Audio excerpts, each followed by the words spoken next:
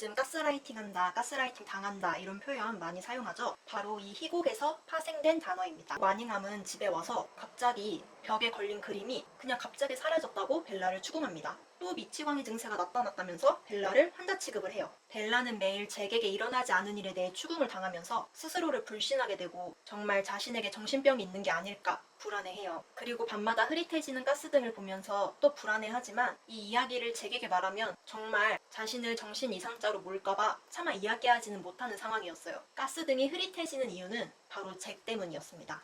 안녕하세요. 오늘 리뷰할 내용은 책이 아닌 희곡인 연극 가스등입니다. 극작가 패트릭 해밀턴이 1938년에 발표한 희곡이고 1944년에는 영화로도 개봉된 작품입니다. 가스등을 영어로 말하면 가스라이팅인데 뭔가 익숙하지 않나요? 맞습니다. 요즘 가스라이팅 한다, 가스라이팅 당한다 이런 표현 많이 사용하죠? 바로 이 희곡에서 파생된 단어입니다. 그래서 이 작품을 읽으면 왜 가스라이팅이라고 하는지, 가스라이팅이 어떤 느낌의 표현인지 바로 이해가 되실 거예요. 먼저 등장인물부터 소개를 하자면 그게 주인공인 벨라 마닝함은 명량한 성격이었지만 남편의 지속적인 정서적 학대로 인해서 점차 자신을 불신하게 되는 인물입니다. 흑막인 남편의 설계로 사실과 거짓을 구분하기 어려운 지경까지 가게 되어 잭 마닝함은 벨라의 남편으로 실질적인 가스라이팅 가해자입니다.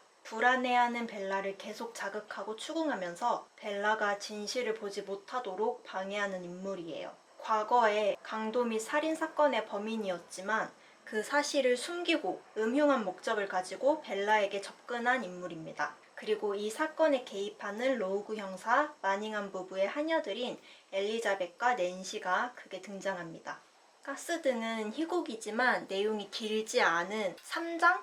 4장에서 끝나는 그런 희곡이기 때문에 좀 도파민 터지는 내용이 짧고 굵게 들어가서 한 번쯤 그냥 인터넷에서 가스등 희곡 검색해서 나오는 텍스트 파일 읽어보시는 거를 추천드리겠습니다. 그게 배경부터 설명을 하자면 그게 배경은 과거 런던, 배경은 바뀌지 않고 주로 마닝함 부부의 집에서 진행이 됩니다. 이 작품이 희곡이다 보니까 무대 위에 주택이 있고 그 주택 안에서 사건이 일어난다고 상상을 해보시면 이해가 빨리 되실 거예요. 1막 초반부터 벨라는 아주 불안정한 모습을 보여줘요. 그리고 마닝함은 집에 와서 갑자기 벽에 걸린 그림이 그냥 갑자기 사라졌다고 벨라를 추궁합니다. 이 극에서는 성서에 두고 맹세하는 그런 행위가 굉장히 성스러운 행위고 절대적으로 거짓이 아니다. 나는 진실된 사람이다 라는 것을 의미하는 행동인데 다른 하녀들은 성서에 대고 맹세를 하면서 그 그림을 사라지게 만든 사람, 그 그림을 훔친 사람이 자기가 아니다라는 걸 증명을 해요. 그래서 벨라도 굉장히 불안해하면서 자기도 성서에 대해 맹세를 하고 말을 하겠다.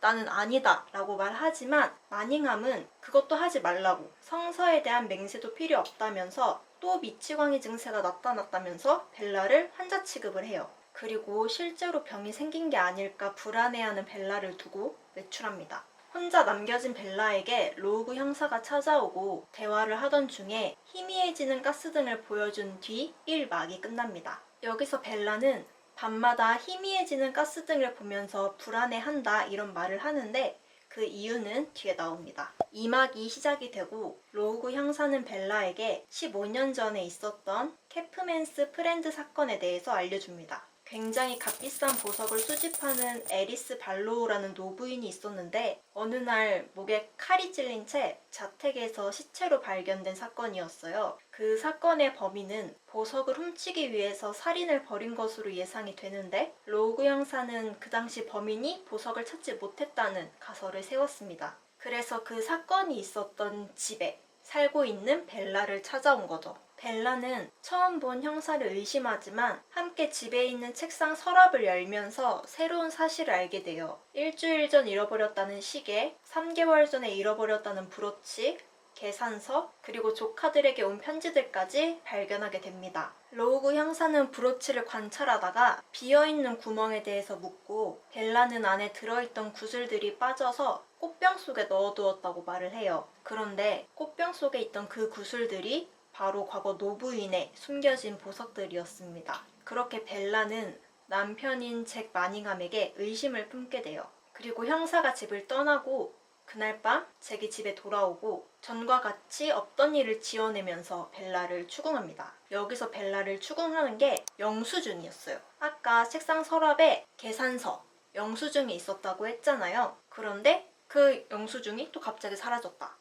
너가 그런 게 아니냐. 이런 식으로 벨라를 추궁합니다. 하지만 벨라는 이제 알고 있죠. 이제까지 뭐가 없어졌다, 사라졌다 하는 거는 불안에 몰기 위해 했다는 행동이라는 걸 아니까 대응을 했고, 그 사이에 로우그 형사가 다른 형사들과 함께 집에 들이닥치고 이제껏 숨겨왔던 사실이 드러나면서 잭이 경찰에 잡히며 극이 끝납니다. 앞에 말했듯이 벨라는 매일 잭에게 일어나지 않은 일에 대해 추궁을 당하면서 스스로를 불신하게 되고 정말 자신에게 정신병이 있는 게 아닐까 불안해해요. 그리고 앞에 나오는데 벨라의 어머니가 실제로 정신병이 있다는 사실이 대사를 통해서 나옵니다. 그래서 잭이 그거를 노리고 너도 너의 엄마처럼 똑같이 정신병이 있다라는 그런 가스라이팅을 시작한 게 아닐까 하는 예상이 되죠. 그리고 밤마다 흐릿해지는 가스등을 보면서 또 불안해하지만 이 이야기를 잭에게 말하면 정말 자신을 정신 이상자로 몰까봐 차마 이야기하지는 못하는 상황이었어요. 그런데 가스등이 흐릿해지는 이유는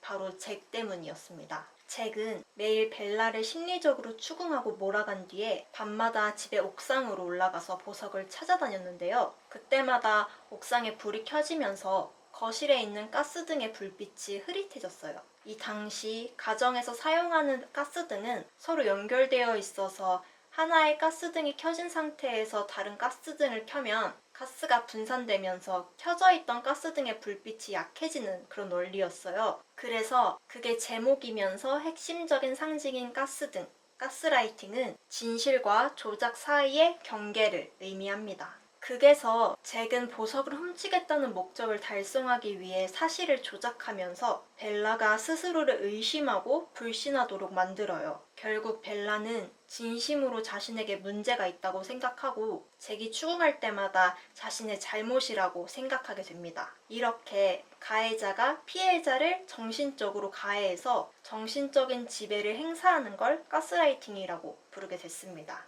그래서 현대에서 부르는 가스라이팅은 정확히 어떤 의미일까 한번 찾아봤는데요. 임상심리사인 패트리샤 에반스는 가스라이팅의 유형을 거부, 반박, 전환, 경시, 망각으로 설명했습니다. 상대의 말 듣기를 거부하고 잘못되었다면서 상대의 기억과 의견을 반박하고 문제의 원인을 상대에게 돌려서 자신을 의심하게 만들고 상대가 자신의 요구나 감정을 하찮게 느끼도록 만들고 실제로 발생했던 일을 잊은 척하는 유형이 있다고 해요. 가스라이팅 희곡이나 영화를 보면 모든 유형을 그대로 행동하는 마닝함의 모습을 보실 수가 있습니다. 이 예시만 들어도 정말 가슴이 답답해지지 않나요? 그리고 연출적인 관점에서 이 작품을 바라보면 공간에 대한 이야기를 안 할 수가 없는데요. 앞에 언급한 것처럼 그게 배경은 과거 캐프맨스 프렌드 사건이 일어난 장소이자 현재 마닝함 부부가 살고 있는 집입니다. 관객들은 집에서 일어나는 사건을 보게 되는 거죠.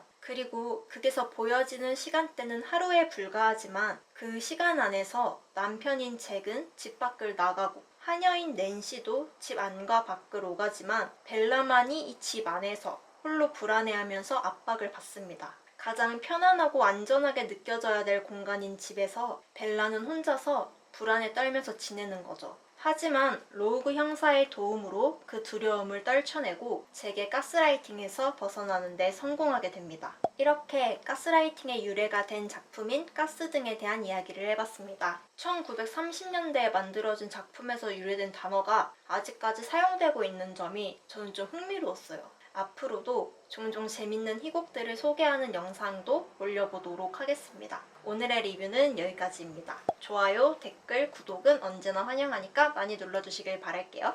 다음 영상에서 뵙겠습니다.